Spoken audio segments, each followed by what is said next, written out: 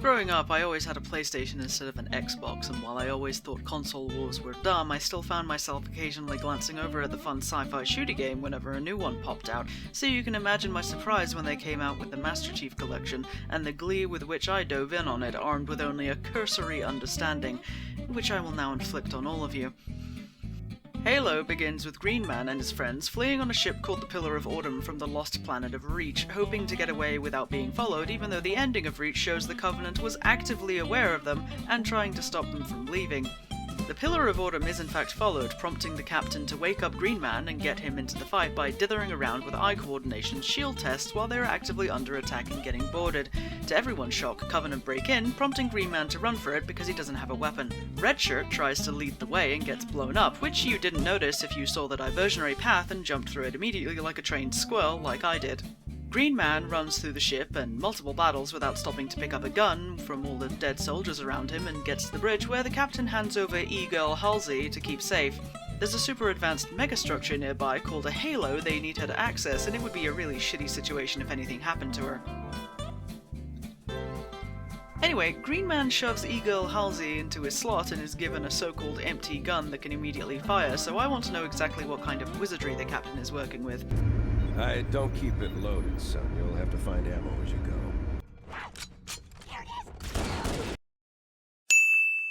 Fighting his way through the ship, Green Man gets on the very last life pod and becomes the sole survivor of said pod despite being the only one not strapped in, so I guess seatbelts really do kill people. After a relaxing jaunt through the hills and casually decorating them in dead aliens, Green Man joins up with the other survivors, including Cigar Sergeant and Pilot who is too good for this world. E-Girl proceeds to say a clearly constructed cave covered in processed metal is not a natural cave, as if anyone with a working set of eyes or sense of touch couldn't have realized that, and I don't understand why they had to say something so bizarrely obvious. This cave is not a natural formation. Someone built it, so it must lead somewhere. Rescuing more survivors from having to read Covenant Faith pamphlets, Green Man is given a supposed stealth mission in an action game, which I immediately cocked up and went full guns blazing on because stealth is for games where it's the focus. After a fight with two very wormy boys, he makes it to a gravity lift that'll bring him to a Covenant ship where the captain is being held prisoner. It looks like no one is home at first before invisible boys stab half the boarding team with the Halo sword before they're taken out. Rescuing the captain, him and E-Girl explain that the Covenant are big mad about humans touching their special ring because they see it as divine, and we haven't converted yet, so that's our bad really. Regardless, the Halo is dangerous, so we don't want them to have it. The good pilot can't make a rescue, so Green Man and his friends steal a Covenant dropship from the hangar instead. Once out, the gang regroups and moves to a different area of the ring that's nice and tropical looking, but there's no time to soak in the rays and go snorkeling. There's a map room to find, as this will point Green Man to Halo's control room. Unfortunately, the story shuts the door in Green Man's face and forces him to run around the island for a bit to unlock said door before he can reach the map room.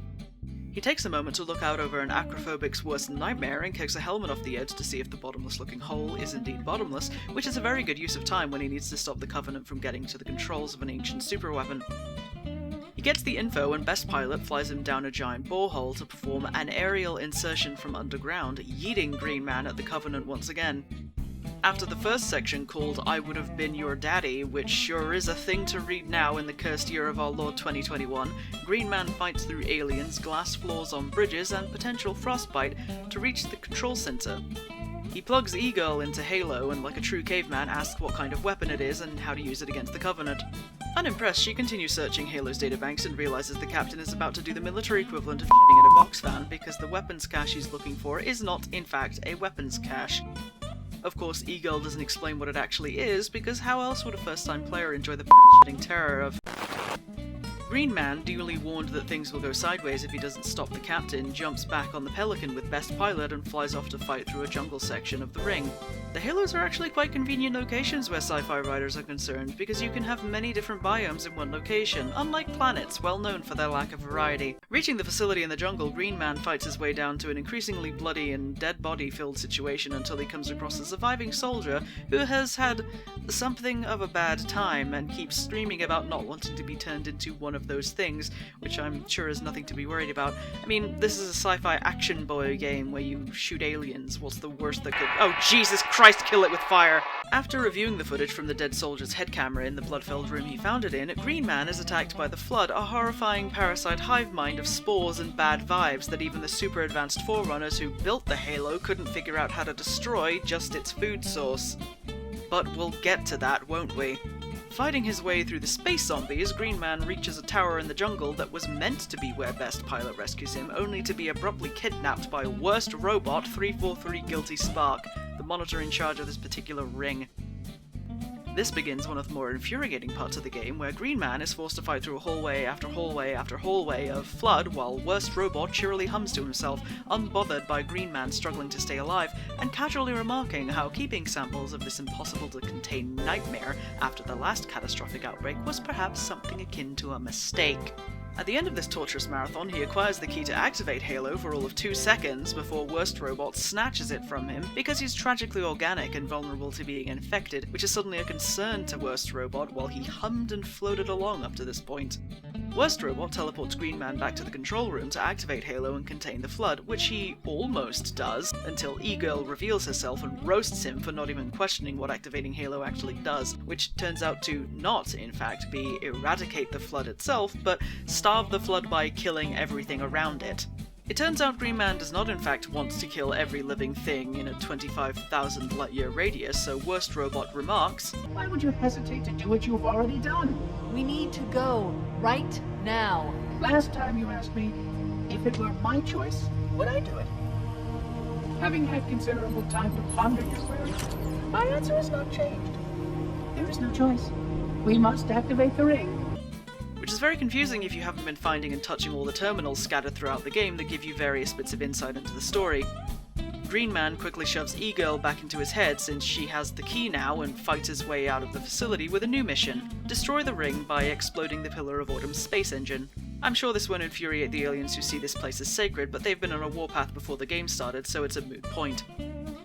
This begins the second worst part of the game, where Green Man fights through a snowy canyon, running from one power generator to the next in order to stall Halo's ability to fire and buy some time. You are permitted to cry if this section gave you as many ulcers as it did me.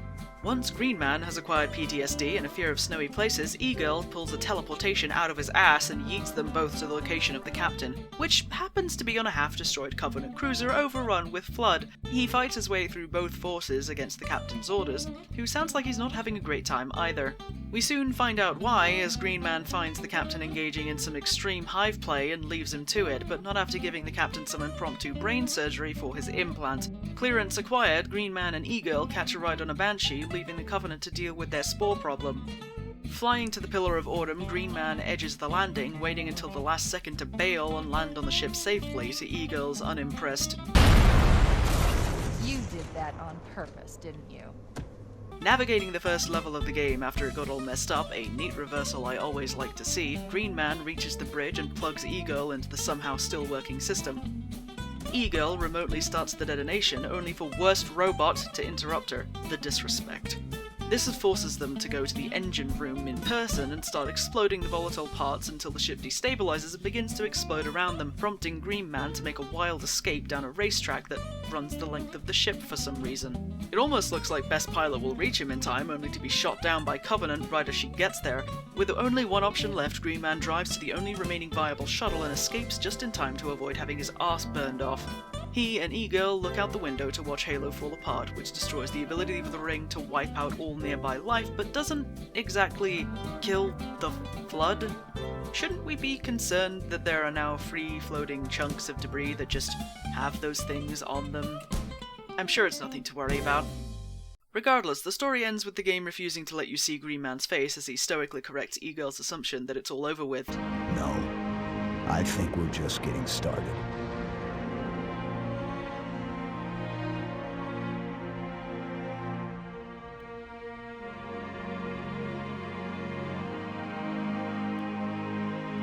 And with that, the first Halo ends.